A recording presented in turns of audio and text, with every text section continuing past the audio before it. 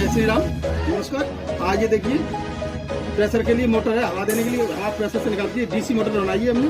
ये transformer AC से DC बनाता है, ये कंट्रोलर है इसका। और ये अब इसका हम प्रेशर करके दिखाते हैं आपको। स्टार्ट हो गया इसका,